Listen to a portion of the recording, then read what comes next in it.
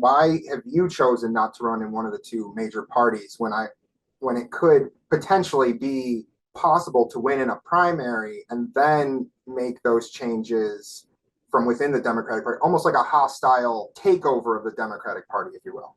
So the benefit of running independent is I don't have to worry about being the party nominee for the general elections. I don't have to worry about being nominated by any party. So the fact that I am going after both Democrats and Republicans, the corporate dollar that's backing them, while that's not my main issue, it is something that I am taking on my agenda to do. They would see that if I was, even though my policies align more with Democrats and the left, they would see that ultimately they're going to lose their funding. The religious aspect is going to be completely separate, and they would not support me as their nominee because I'm too center, too middle of the board. Accountability is coming for every side when I'm in the White House. And I just do not see them electing me as president or as their nominee for president at their convention. One more follow-up here on that. My only issue is that running as a third party instead of trying to run through the primary, as difficult as it would be to get elected in a Democratic primary, which has been proven to have been rigged through 2016 WikiLeaks. Even Donna Brazile admitted that in her book. I'm very sympathetic to third parties. My issue, though, comes in when, as difficult as it would be, and you're right, the Democratic establishment would not support you running in the Democratic primary. My issue comes in with third parties in the sense that, as difficult as it would be to win in a Democratic primary, it would be just that much harder, like a trillion times harder, because there's more institutional disadvantages or things set up against you to win as a third party candidate.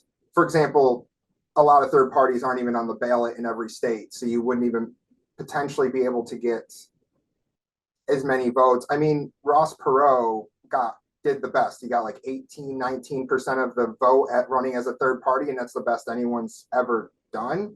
And even today, and even after that, there's been, because he did so well, there's been even more institutionalized rigging of the system to work against third parties. So why do you think you might be able to overcome that, or what are your thoughts on that exactly?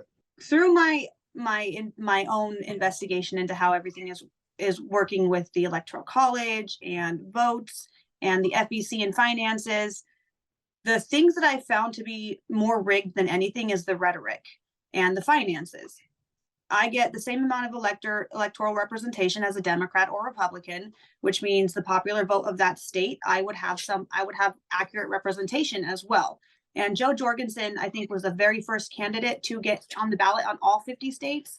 And this last election cycle, you saw more independents and unaffiliated candidates and third-party candidates get elected at local and state levels than previously before. So the American people are waking up to the independent candidate options. And one thing that I have regarding not having access to the FEC funding as someone not affiliated with a party, I don't get access to the public funding through the FEC.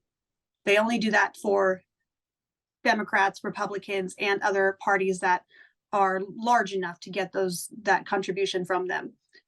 I do have the form to submit to get that change started. But again, that's going to be a long process, and it might be after the elections when they actually change that for the next election.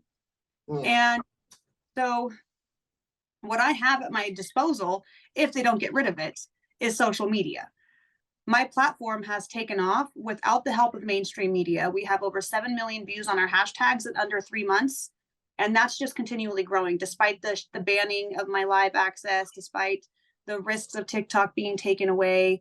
And people think that advertising and campaigning on TikTok is unprofessional. But as a third-party independent candidate, it's free. It gets my platform to millions of people. There's a lot of Gen Z, Gen Alpha, and millennials on the platform, which their numbers are increasing. A lot of them come of age for the 2024 election. So it actually makes more sense to reach out through social media to these people. And then once we do break into mainstream media, I know that my platform is visceral enough that it's going to get some traction.